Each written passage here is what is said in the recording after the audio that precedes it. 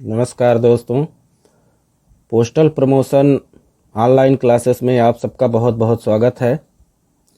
आज हम लोग जो क्लास करने वाले हैं, जिसके बारे में पढ़ने वाले हैं, वो है पोस्टल मैनुअल वॉल्यूम 6। ये आपका आता है पार्ट 3 में। कौन सा पढ़ेंगे? पोस्टल मैनुअल वॉल्यूम 6 पार्ट 3, डाक नियम पुस्तक वॉल्यूम 6 भाग 3। इसमें हम सेक्शन 2 पढ़ेंगे, सेक्शन 1 और सेक्शन 2। ज़्यादा नहीं पढ़ना है, ये 2 क्लास में आपका ख़त्म हो जाएगा। तो इसमें सेक्शन 1 में आप पढ़ेंगे सब अकाउंट उपलेखा। सेक्शन 2 में आप पढ़ेंगे अकाउंट्स इन सब पोस्ट ऑफिस, यानी उप डाकघरों में लेखा। सब अकाउंट्स में कौन सी चीज़ें होती है? शाखा डाकघरों से संबंधित होती हैं। शाखा डाकघर या जिनको हम ब्रांच ऑफिस बोलते हैं, उससे संबंधित होती हैं। उप डाकघर लेखा ये सब ऑफिस से संबंधित होती है, सबको पता है। ठीक है, तो ये 2 चीज़ें, 2 सेक्शन हमको इसमें कवर करना है। आज के क्लास में हम सेक्शन 1 को कवर करेंगे, नेक्स्ट क्लास में हम सेक्शन 2 को कवर करेंगे। तो चलिए आइए स्टार्ट करते हैं। ज़्यादा से ज़्यादा हमारे साथ जुड़िए। आपका स्टार्ट होता है सेक्शन 1।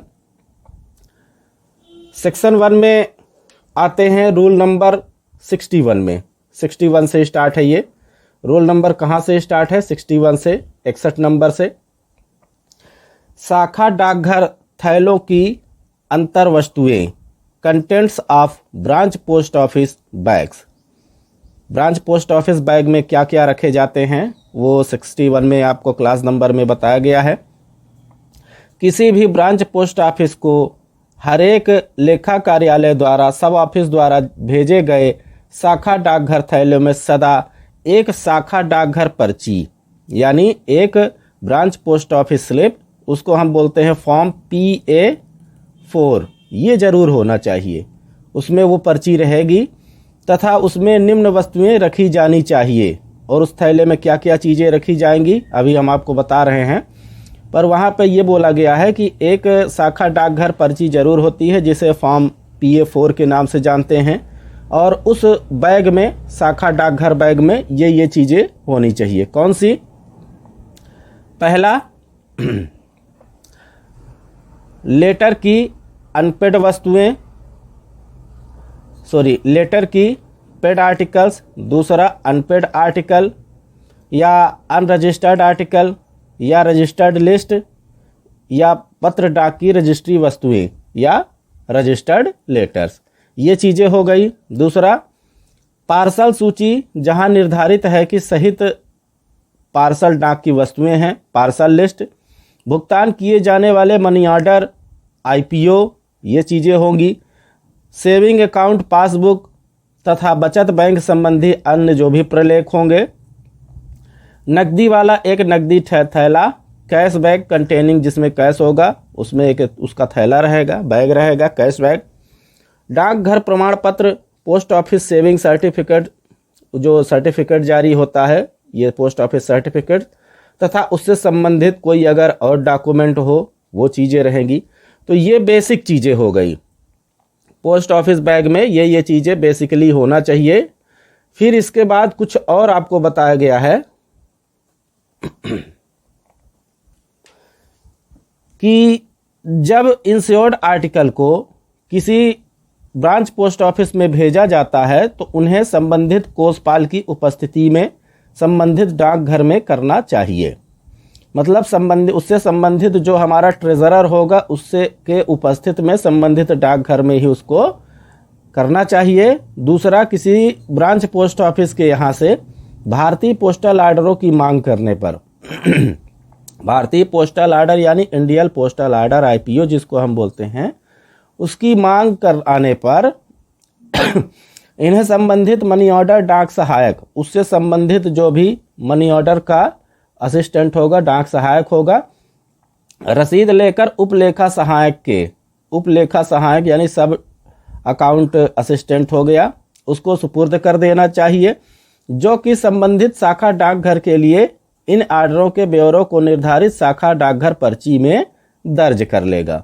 भाई फिर वो शाखा डाकघर पर्ची जब बनाएगा तो उसमें भेजेगा ना, लिखेगा, दर्ज करेगा कि ये चीज़ें इसके साथ में भेजी जा रही हैं। अब आता है आपका class number 62, 62 number, branch post office को प्रेषणों के भेजे जाने का तरीका, manner of sending remittance to branch post offices. Branch post offices को प्रेषणों में क्या क्या कैसे भेजने हैं, उसका तरीका क्या है, मैनर क्या है, वो समझ लीजिए। यदि किसी प्रेषण को नकदी, करेंसी नोटों, डाक शुल्क टिकटों या अन्य टिकटों या रिप्लाई कूपन में, है ना, रिप्लाई कूपन के रूप में डाक के जरिए किसी ब्रांच पोस्ट ऑफिस को भेजा जाता है तो उसकी क्रियाविधि निम्न प्रकार से होगी। संबंधित उपलेखा डाक सहायक संबंधित डाकघर थैले, वो आपका ये हो गया सब अकाउंट ट्रेजरर हो गया, और संबंधित शाखा डाकघर थैले हो गया। जब यह बंद किए जाने को होते हैं, जब इनको बंद किया जाना होता है तो सभी संबंधित वस्तुओं और प्रलेखों के साथ रवाना किए जाने के लिए संबंधित कोषपाल के पास जाएगा। कहाँ पे जाएगा? उससे संबंधित जो उस टाइम पे ट्रेजरर होगा, ये ट्रेजरर के पास जाएगा। दूसरी चीज क्या बताया गया है, संबंधित शाखा डाकघर को भेजे जाने के लिए फिर नकदी या टिकटों या जवाबी कूपन जो भी है, संबंधित कोषपाल के द्वारा वहां के उपलेखा सहायक की उपस्थिति में निर्दिष्ट नकदी या टिकटें गिनने की आवश्यकता नहीं होती है, परंतु उसे ध्यान रखना चाहिए कि उक्त प्रेषण को वस्तुतः कथित कोषपाल द्वारा उक्त नकदी थैलों में बंद किया जाना चाहिए। तो देखिए, जो कोषपाल होगा वो यहाँ पे भी क्या करता है, इसके पास ले जाया जाएगा। कोषपाल के द्वारा ही उन सबको एक थैले में, नकदी थैले में बंद करके क्या किया जाएगा, उसको फिर भेजा जाएगा। तो इसमें सबसे बड़ा रोल किसका हो गया भैया? कोषपाल का हो गया। अब आते हैं class number 63, roll number 63, branch post office पर्चियां, ब्रांच पोस्ट ऑफिसेस स्लिप। तो संबंधित लेखा डाकघर द्वारा प्रतिदिन फॉर्म एक, ये पर्ची आपको शुरू में ही बता दिया था कि आपका फॉर्म जो PA4 है शाखा डाकघर के लिए होता है, इसको सबसे पहले तो तैयार किया जाता है और उस थैले में बंद करके शाखा डाकघर के लिए क्या करते हैं, इसको रवाना कर दिया जाता है। दूसरे चीज पर क्या है कि शाखा डाकघर पर्ची निम्नलिखित प्रविष्टियों के लिए अभिप्रेत है। कौन कौन सी उसमें प्रविष्टियां होगी? संबंधित शाखा डाकघरों को भेजी गई पत्र डाकी अनपेड वस्तुओं को या VP आर्टिकल्स की रकम, अदत्त शुल्क वस्तुएं अगर अनपेड आर्टिकल्स हैं, या VP आर्टिकल्स का जो रकम है, नकदी के ब्यौरे सहित संबंधित शाखा डाकघर को भेजी गई रकम। फिर संबंधित शाखा डाकघर से प्राप्त और लेखा कार्यालय में लेखे में लिखा गया पिछले शाखा डाकघर दैनिक लेखे में रोकड़, जो भी उसका रोकड़ होगा वो सब चीज़ें ये भरकर इसके अंदर भेजी जाएंगी। किसमें? शाखा डाकघर पर्ची में।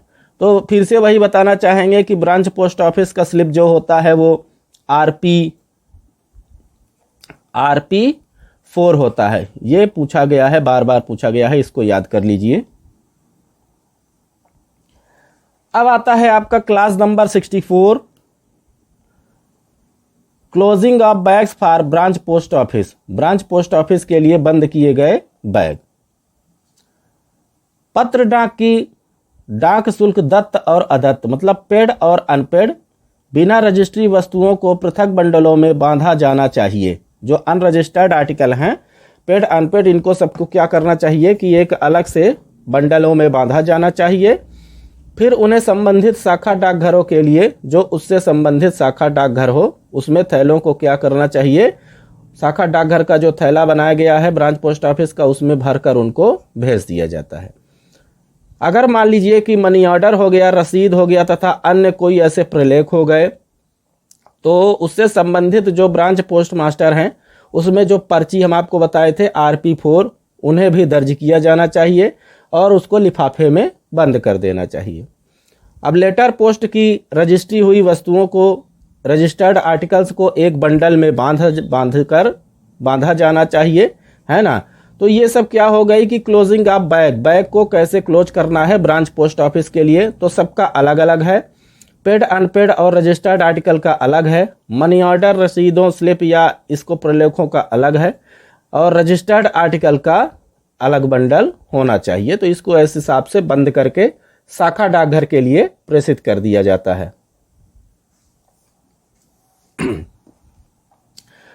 अब आता है आपका receipt of male from branch post offices, शाखा डाकघरों से डाक की प्राप्ति।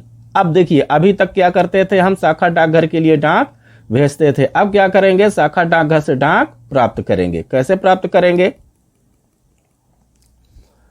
क्लास नंबर 65, प्राप्त हुए शाखा डाकघर थैलों की अंतर वस्तुएं।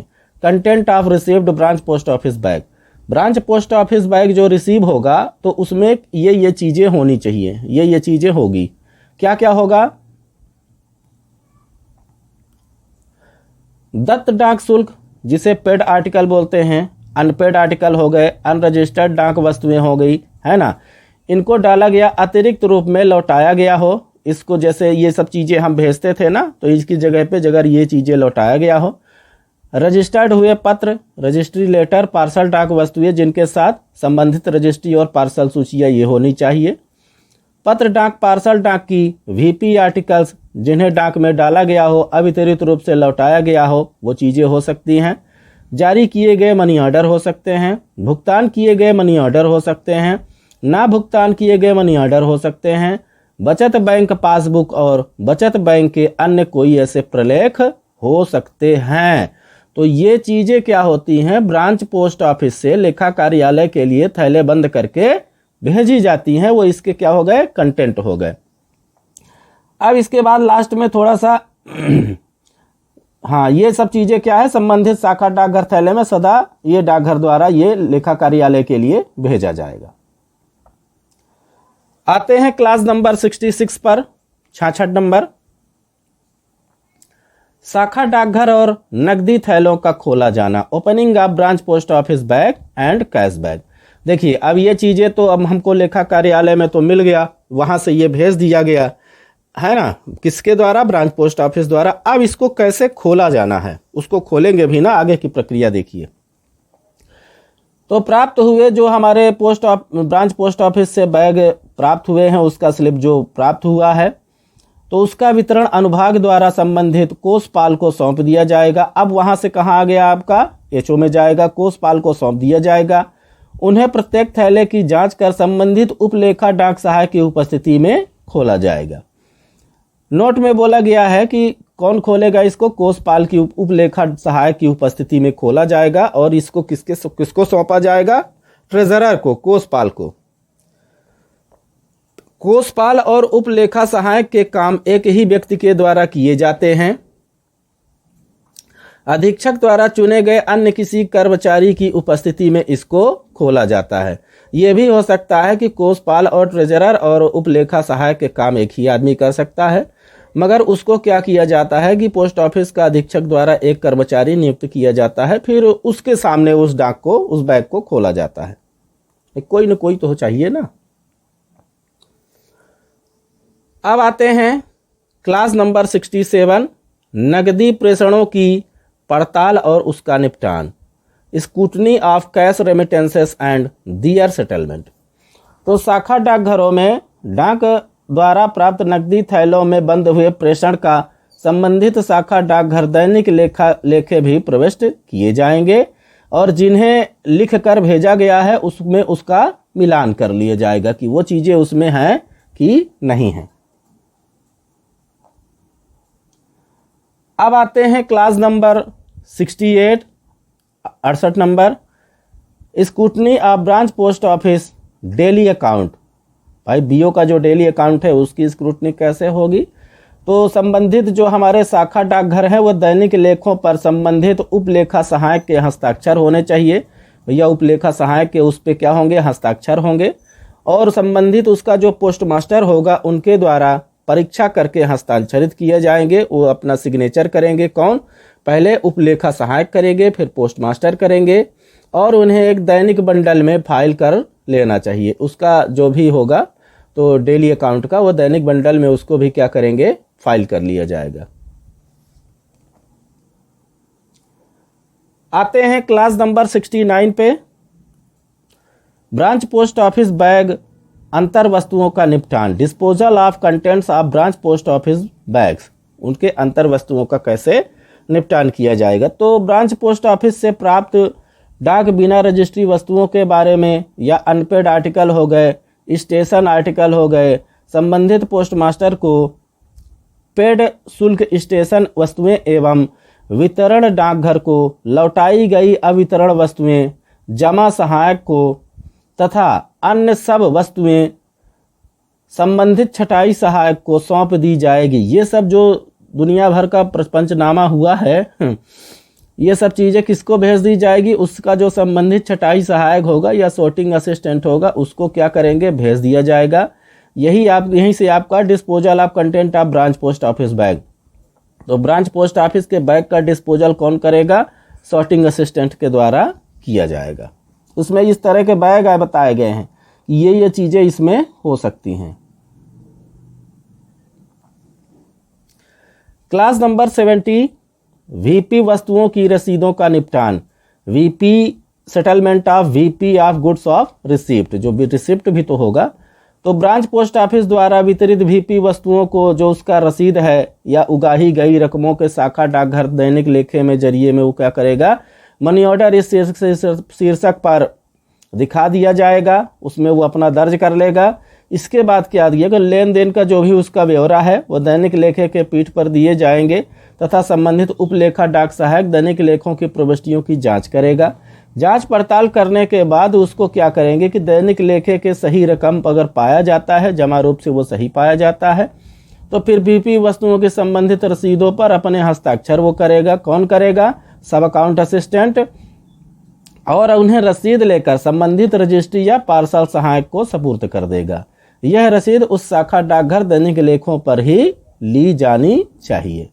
तो उसका जो रसीद है बाद में फिर वो फॉरवर्ड करेगा ना भाई, पोस्ट मास्टर भी फॉरवर्ड करेगा, ब्रांच पोस्ट मास्टर, तो वहाँ से जाकर आगे की जो भी प्रक्रिया है तो उसका भी डिस्पैच के रूप में उसको सुपुर्द कर दिया जाएगा। और लास्ट में ये किसके पास जाएगा, रजिस्ट्री या पार्सल सहायक के पास वो रसीद उसकी जमा हो जाएगी।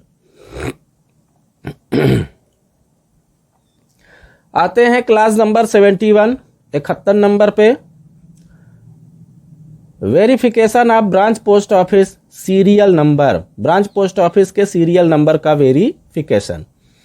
तो संबंधित उपलेखा डाक सहायक सब अकाउंट असिस्टेंट जो भी होगा उसको देख लेना चाहिए कि शाखा डाकघरों द्वारा उन वस्तुओं पर निर्दिष्ट संख्या जो दिया गया है उसके बारे में कार्यालय की रसीद लगाई गई है कि नहीं लगाई गई है। प्रत्येक शाखा डाकघर के लिए 1 से 100 तक के लगातार क्रम में उसको चलती है। कहाँ से चलती है, 1 से, सीरियल नंबर जो होता है वो 1 से 100 तक चलता है। आते हैं क्लास नंबर 72 पे, 72 number, adjustment of mistakes and irregularities, गलतियों और अनियमितताओं का समायोजन। तो उससे संबंधित जो ब्रांच पोस्ट ऑफिस होंगे उसमें उनको भेजी जाएगी और आगामी शाखा डाकघर पर्ची में ऐसे आवश्यक हिदायतों सहित सूचित कर दिया जाएगा। संबंधित शाखा डाकघर सारांश में तो उस अंतर के बारे में एक व्याख्यात्मक नोट भी लिख दिया जाना चाहिए। भाई जो उसमें इरेगुलरिटीज़ है, कुछ मिस्टेक हो गया, कुछ गलती पाई गई, तो उसको भी क्या करना है, सुधार करवाया जाएगा। किसी गलती के परिणामस्वरूप उसे ठीक करने के प्रयोजन से किसी शाखा डाकघर से प्राप्त निर्धारित शाखा डाकघर दैनिक लेखा उसे कदापि नहीं लौटाई जाना चाहिए। ठीक है। फिर और ना ही संबंधित दैनिक लेखे के अंकों में किसी प्रकार का कोई परिवर्तन किया जाना चाहिए। ये अकाउंट रजिस्टर होता है जो बीओ के पास, उसकी बात कर रहा है। अब आते हैं क्लास नंबर 73 में, entry of transactions related to branch post office in branch post office summary. इनके पास एक समरी भी होती है, बीओ स्लिप। तो उसमें क्या होगा कि संबंधित जो शाखा डाकघर दैनिक लेखे सूचित और अभीष्ट लेखा कार्यालय को भेजे जाने वाले प्रेषणों के नियम 74 के अनुसार शाखा डाकघर का जो सारांश है, सारांश नंबर याद कर लीजिए, वो होता है फॉर्म ACG 3A, जो आपका समरी रजिस्टर होता है उसका कौन सा नंबर होता है, ACG 3A। ये इसमें दर्ज करना चाहिए। शाखा डाकघर दैनिक लेखों की अन्य लेखा मदों को संबंधित शाखा डाकघर में निकाल दिया जाएगा। तो ये इसमें ब्रांच पोस्ट मास्टर द्वारा उसको दर्ज किया जाता है। अब आते हैं क्लास नंबर 74 पे। संबंधित शाखा डाकघर सारांश में प्राप्त लेखकों की ओर संबंधित लेखा कार्यालय तथा इसके शाखा डाकघरों के बीच मार्गस्थ डाक शुल्क और नकदी की प्रविष्टियां कैसे होगा, इसको आपको स्तंभ 33 में बताया गया है कि इसका जो पोस्ट मास्टर होता है उसके द्वारा स्वयं करनी चाहिए तथा समायोजित किए जाने के लिए दिन उसे उन पर अपने सिग्नेचर और अंकित तारीख भी डाल देना चाहिए। कौन डालेगा, उससे संबंधित जो पोस्ट मास्टर होगा उसका काम है, उसमें सिग्नेचर करेगा और डेट और साइन अपना उसमें लगा देगा।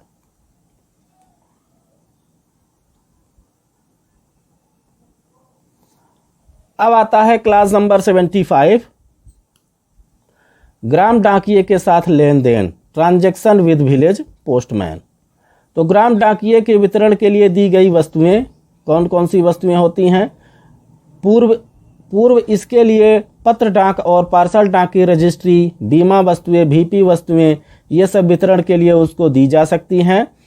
बाद में उन पर मोहर लगाई जानी चाहिए तथा संबंधित उपलेखा सहायक को प्रत्येक वस्तु की संख्या तथा उसके डाक में प्रेषण करने वाले कार्यालय जहां पे उसको भेजा जा रहा है को संबंधित शाखा डाकघर सारांश में अंतिम रूप स्तंभ के रूप में उसको अंकित कर देना चाहिए, जहां प्रत्येक देहाती डाकियों को उसे दी गई वस्तुओं के लिए हस्ताक्षर करने होंगे।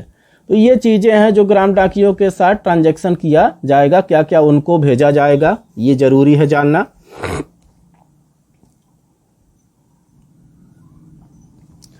अब आते हैं क्लास नंबर 76, 76 नंबर पे, ग्राम डाकियों के द्वारा मनी ऑर्डरों का भुगतान, payment of money order issued to village postman. तो ग्राम डाकियों द्वारा भुगतान किए जाने वाले मनी ऑर्डर संबंधित उपलेखा सहायक के द्वारा भेजे जाएंगे, उनको सुपुर्द कर दिए जाएंगे। परंतु सर्किल अध्यक्ष की मंजूरी के बिना मनी ऑर्डर ऐसे किसी देहाती डाकिये के द्वारा भुगतान किए जाने के लिए बाहर नहीं भेजा जाएगा। जब वो ऑर्डर करेंगे तभी भेजा जाएगा।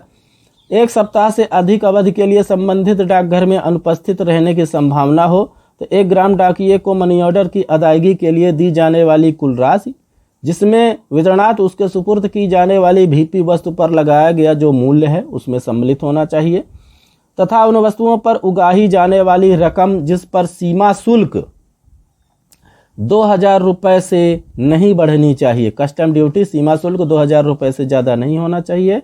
अदाता के लिए यह रकम 500 रुपये से अधिक नहीं होना चाहिए।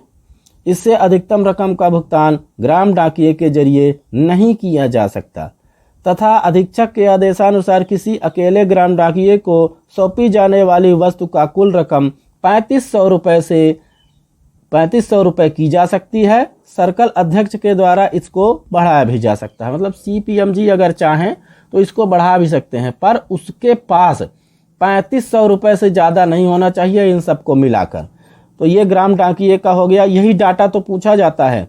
और यहाँ पे देखिए कस्टम ड्यूटी 2000 से नहीं ज़्यादा होना चाहिए और अदाता अनपेड आर्टिकल्स की जो संख्या है उसमें 500 रुपये से ज़्यादा नहीं होना चाहिए। तो यहाँ पे आपको कितने डाटा मिले हैं, एक आपका मिला ये 500, एक आपका मिला ये 200, एक आपका मिला ये 3500। पूरा सब कुछ वैल्यू मिलाकर 3500 से ज़्यादा नहीं होना चाहिए। कस्टम डिक्लेरेशन आपका 2000 से ज़्यादा वो नहीं ले जा सकता और ये आपका अदाता के लिए दिया गया रकम 500 रुपये से ज़्यादा नहीं हो सकता। तो यहाँ पे यही डाटा ही विभाग के द्वारा कभी कभी पूछ लिया जाता है। फिर ग्राम डाकियों द्वारा भुगतान किए जाने वाले मनी ऑर्डर संबंधित उपलेखा सहायक के द्वारा उन्हें सुपुर्द कर दिए जाएंगे। ग्राम डाकिये द्वारा भुगतान किए जाने वाले जो भी उसके मनी ऑर्डर हैं प्रत्येक ग्राम डाकिये को सौंपे जाने वाले वर्गों में छांट लेना चाहिए और उन्हें वर्ग क्रम के अनुसार डाकिये द्वारा भुगतान किए जाने वाले मनी ऑर्डर रजिस्टर MO44, ये ग्राम डाकिये का मनी ऑर्डर रजिस्टर है, उस पर दर्ज कर लेना चाहिए और प्रत्येक ग्राम डाकिये को दिए जाने वाले मनी ऑर्डर पृथक वर्गों में बांट दिया जाता है। फिर क्या होता है संबंधित उपलेखा सहायक को यह चाहिए कि मनी ऑर्डरों को संबंधित जो ग्राम डाकिये हैं उनको सौंप दे। उसमें प्रत्येक को सौंपे गए कुल मनी ऑर्डरों में प्रविष्ट किए जाने वाले सामने उन्हें प्राप्त कर ले और रसीद के रूप में उसमें हस्ताक्षर कर ले। डी नंबर पर यह रजिस्टर फिर संबंधित कोषपाल को भेज दिया जाएगा, ट्रेजरर को भेजा जाएगा, जो प्रत्येक ग्राम डाकिये को उसके नंबर और नाम के सामने रजिस्टर के में अंकित कर देगा, है ना, उसकी राशि जो है अंकित कर देगा। बाद में प्रत्येक ग्राम डाकिये को उस पर रजिस्टर में शब्दों और अंकों में लिखित राशि में हस्ताक्षर करने के लिए कहेगा। ग्राम डाकिया हस्ताक्षर करेगा और कोषपाल सब ग्राम डाकिये को एक ही समय में दी गई कुल रकम को अपनी रोकड़ बही में दर्ज कर लेगा। कहाँ पे दर्ज कर लेगा उसको? रोकड़ बही में।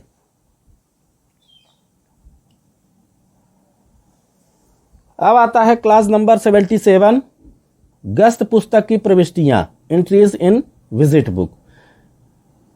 पूर्व इसके लिए कोई विलेज पोस्टमैन या ऐसा पोस्टमैन जिसकी गस्त अकेले एक नगर या ग्राम के परेक तक जाती है, वितरणदार बांटने वाले को उसे सौंपी हुई वस्तुओं सहित संबंधित डाकघर को छोड़कर अपनी गस्त पर गए संबंधित उपलेखा सहायक को यह चाहिए कि उनकी गस्त पुस्तकों में ग्रामों के उस क्रम संख्या को दिखाया जाए जिस क्रम में उनके द्वारा गस्त करनी है।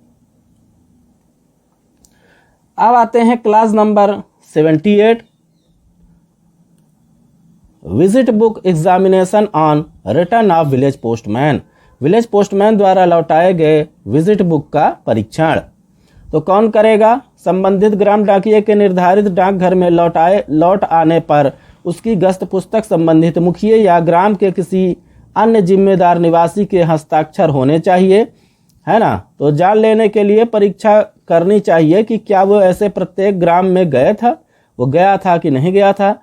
उसके देखने का समय निश्चित टाइम करने का निश्चित गस्तों के बीच में संबंधित उपलेखा सहायक को यह भी देख लेना चाहिए कि क्या संबंधित उपमंडल निरीक्षक द्वारा दिए गए नक्शे में निर्धारित मार्ग का असल में अनुसरण किया गया है कि नहीं किया गया है। किसके द्वारा? भाई विलेज पोस्टमैन के द्वारा उसका अनुसरण किया गया है कि नहीं किया गया है। ये सब चीज़ें क्या होती हैं, उसकी जांच कर ली जाती हैं। किसकी? जो विलेज पोस्टमैन का विजिट बुक है उसका एग्जामिनेशन हो जाएगा, तो उससे थोड़ा सा क्या क्लियर हो जाएगा कि पोस्टमैन गया था कि नहीं गया था, वो उसी रूट से अपने नियम पूर्वक गया था कि किस दूसरे नियम से गया था, है ना। अब आते हैं इसी में दूसरा पॉइंट है, किसी विलेज पोस्टमैन द्वारा इकट्ठा की गई पत्र डाक की रजिस्ट्री वस्तुओं को गिन लेना चाहिए। उनकी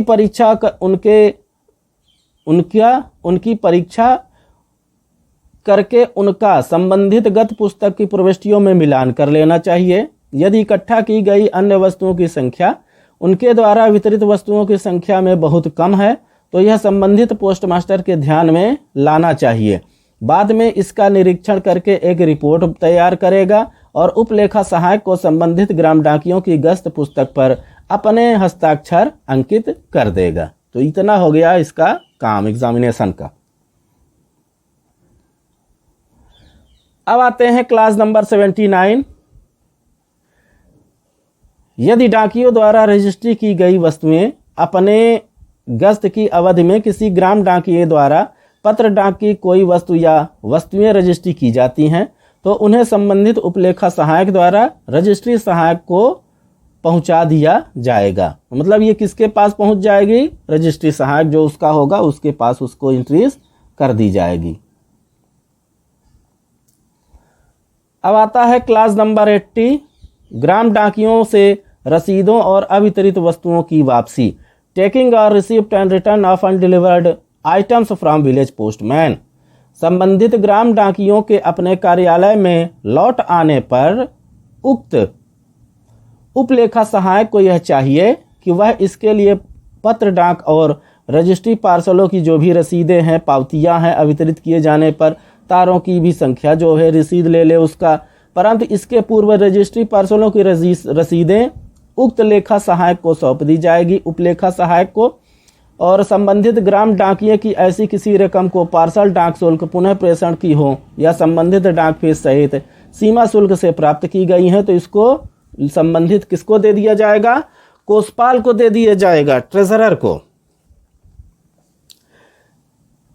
यदि पत्र, पार्सल, डाक की कोई रजिस्ट्री वस्तुएं अवितरित रूप से लौट जाती हैं तो उन्हें रसीद और पावतियों की रसीद के सहित रसीद लेकर संबंधित रजिस्ट्री पार्सल सहायक को जाना चाहिए और उनको सौंप देना चाहिए। अवितरित रूप से लौटाई गई डाक, पत्र, डाक की बिना रजिस्ट्री वस्तुएं संबंधित जमा सहायक को सौंप दी जाएगी। अवितरण की स्थिति में जो भी उसका जमा सहायक है उसको सौंप दी जाएगी।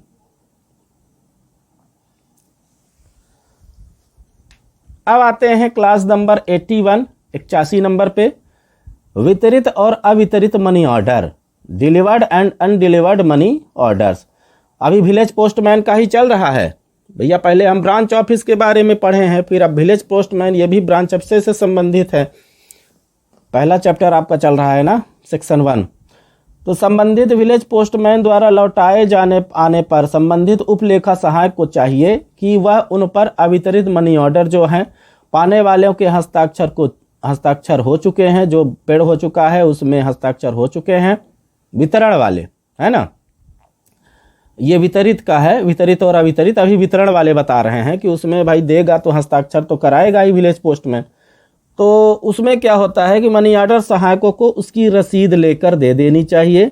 यदि मनी ऑर्डर अवितरण रूप से लौटा गया कि जिसका वितरण नहीं हुआ है, लौट आया है, तो ग्राम डाकियों से वापस उसको ले लेना है और उस मनी ऑर्डर सहायक को अंतरित कर देना है।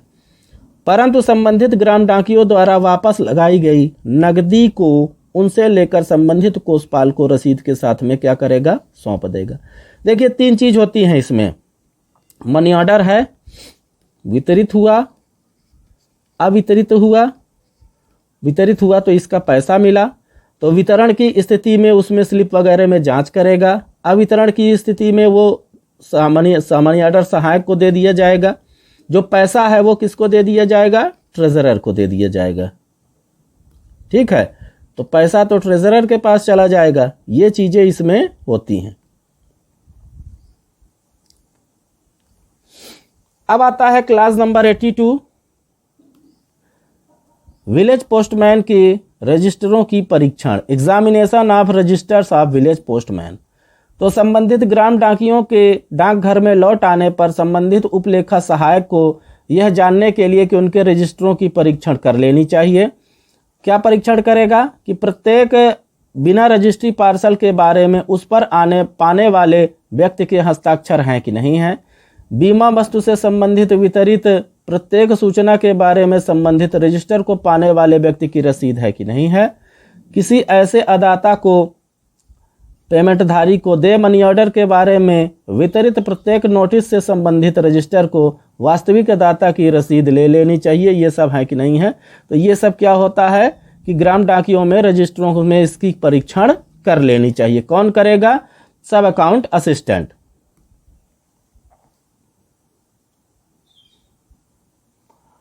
फिर इसके बाद क्या होता है कि संबंधित लेखा सहायक को यह भी चाहिए कि वह संबंधित ग्राम डाकियों से प्राप्त अवितरित अनपेड आर्टिकल्स को हस्ताक्षर की गई रसीदों और पावतियों के साथ पत्र, डाक और पार्सल पोस्ट की अवितरित रजिस्ट्री वस्तुओं और वितरित तथा अवितरित मनी ऑर्डरों की प्रति भी स्वीकार कर लेने चाहिए। और ग्राम डाकियों के रजिस्टर में इसको क्या करना चाहिए? प्राक्षर करके, हस्ताक्षर करके दे देना चाहिए। अब आते हैं क्लास नंबर 83, पत्र डाक शुल्क की उगाही, कलेक्शन ऑफ लेटर पोस्टेज। किसके द्वारा? विलेज पोस्टमैन द्वारा। तो ग्राम डाकियों द्वारा अवितरित रूप से लौटाई गई पत्र डाक की अदत्त शुल्क वस्तुओं को इससे संबंधित शाखा डाकघर के जो भी होंगे उनको इनमें आपको भेज देना पड़ेगा। किसके पास? ट्रेजरर के पास।